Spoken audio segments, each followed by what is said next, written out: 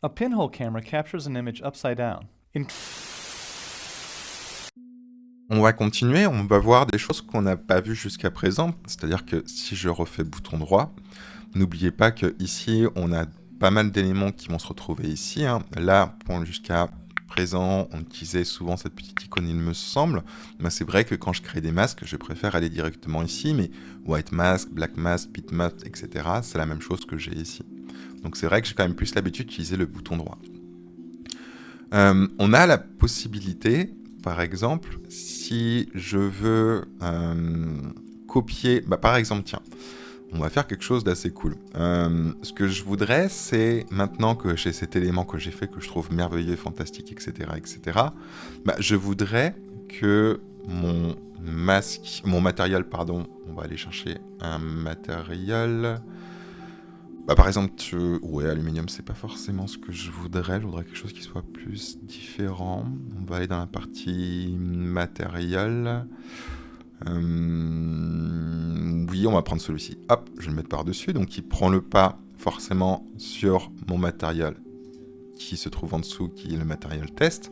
Moi, je voudrais que, en fait, ça vienne s'appliquer sur tout mon objet. Or, ce que j'ai dessiné ici. Je voudrais exclure ce que j'ai dessiné ici. Je pourrais faire black mask, venir, ou alors plutôt un white mask, me mettre en noir et venir avec mon brush supprimer ce que j'ai fait, mais vous voyez que ça peut être plus ou moins lent. Bon là ça va, la forme est plutôt basique, mais quand même, nous ce qu'on va faire, c'est que plutôt que de également faire un bitmap mask, mettre mon image et essayer de retrouver la taille qu'elle avait, la taille de mon image qui sera exactement ce que j'ai ici, alors ce serait possible. Si je clique ici, on voit que j'ai le tiling, la rotation et les offsets. Je pourrais dupliquer ces éléments à la main et venir les retranscrire ici, mais on va pas s'embêter. Ce qu'on va faire, c'est qu'on va prendre le masque qui est ici, de mon dossier. Je vais faire, d'ailleurs on voit, quand on passe la souris, on a le petit aperçu qui nous montre où est le blanc, où est le noir, qu'est-ce qui affiche et qu'est-ce qui n'affiche pas mon matériel test. Je vais faire un bouton droit et on va faire un copy mask. Voilà, il est ici. On a également le raccourci CTRL-ALT-C. Donc je copie mon masque. Je vais aller sur mon Fabric Wool Jersey. Je vais faire un bouton droit et je vais faire un Paste into Mask. Petite chose quand même, c'est que par défaut, si je fais un Remove Mask, si vous n'avez pas de masque noir, vous pourrez pas... Ah si, je dis peut-être une bêtise. Ouais, il me semblait que c'était pas possible. Alors est-ce que c'est parce que depuis certaines versions maintenant c'est possible? Avant on était obligé de faire un masque noir pour copier un masque. A priori, maintenant il n'y en a plus besoin.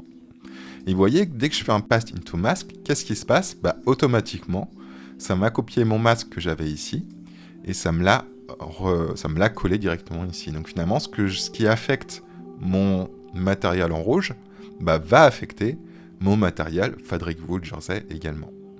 Et désormais, ce qu'il me reste à faire, c'est quelque chose qu'on a vu, c'est bouton droit, Invert Mask, il se trouve ici.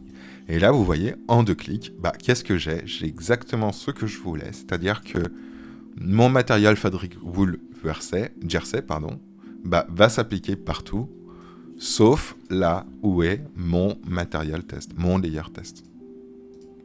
Donc, super pratique, le fait de copier des masques, d'inverser des masques, etc. Pouvoir intégrer des images dans les masques, etc. Ça, c'est super chouette. Et même maintenant qu'on l'a copié et qu'on l'a inversé, si, mettons, finalement, je veux autre chose, ici, je peux très bien me dire, finalement, je veux ça. C'est ça qui est génial, c'est que c'est pas du tout destructif.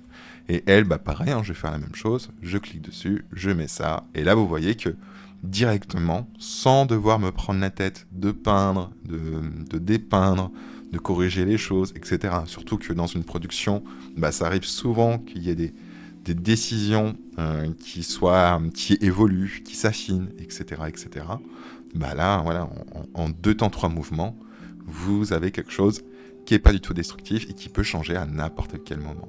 Donc super intéressant.